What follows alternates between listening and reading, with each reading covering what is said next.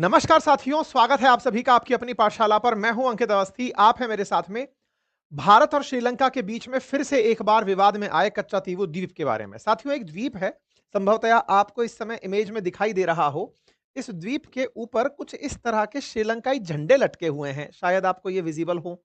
ये श्रीलंकाई झंडे जिस जगह लगे हैं, इससे आप ये समझ सकते हैं कि ये आइलैंड जिस पर श्रीलंका के झंडे लगे हैं और इतनी सारी बोट्स खड़ी हैं, कुछ तो हो रहा है।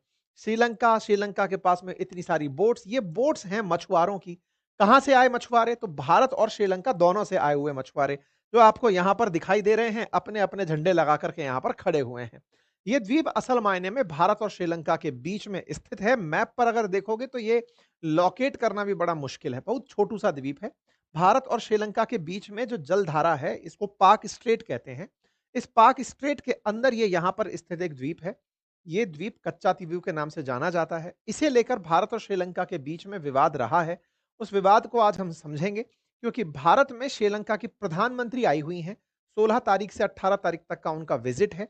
कल तक वो यहाँ रहने वाली हैं और जब वो यहाँ आई हैं तो भारत के गणमान्य लोगों से उनकी मुलाकात हो रही है। ऐसे में तमिलनाडु के मुख्यमंत्री जो स्टालिन हैं, उन्होंने सरकार से डिमांड की है, भारत सरकार से, कि वो कच्चातीवू द्वीप को लेकर के श्रीलंका से बातचीत करे और इस द्वीप को वापस ले।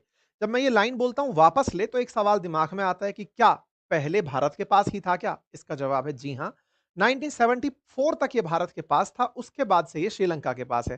तो भारत से श्रीलंका जाने की इसकी यात्रा अपने आप में आज के सेशन में हम समझेंगे।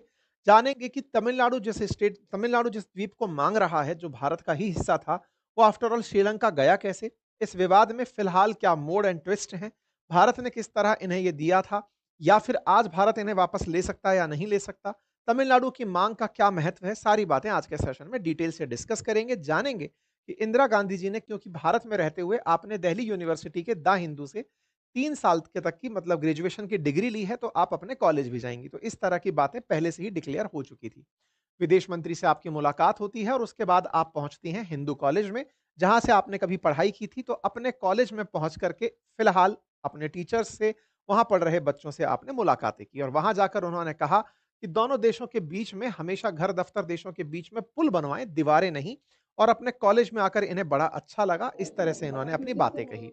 अपनी तरफ से अपने कॉलेज में वापस आकर, जहाँ से आप पढ़ी हों, आज श्रीलंका में जाकर प्रधानमंत्री बनी हो, तो निश्चित ही ये अपने आप में एक बड़ी उपलब्धि होती है। कॉलेज पहुँचना हर विद्यार्थी के लिए बहुत ही गौरव का क्षण होता है। जब आप जहाँ से पढ़े हैं और कुछ बन कर के अपने कॉलेज लौटते हैं, तो अपने गुरुओं के प्रति और अपने कॉलेज के प्रति मन में एक भाव होती है, एक श्रद्धा होती है। ऐसा लगता है कि हाँ, हमने कुछ सिग्निफिकेंट किया है अपने उस क्षेत्र के लिए जहाँ से हम निकल कर गए।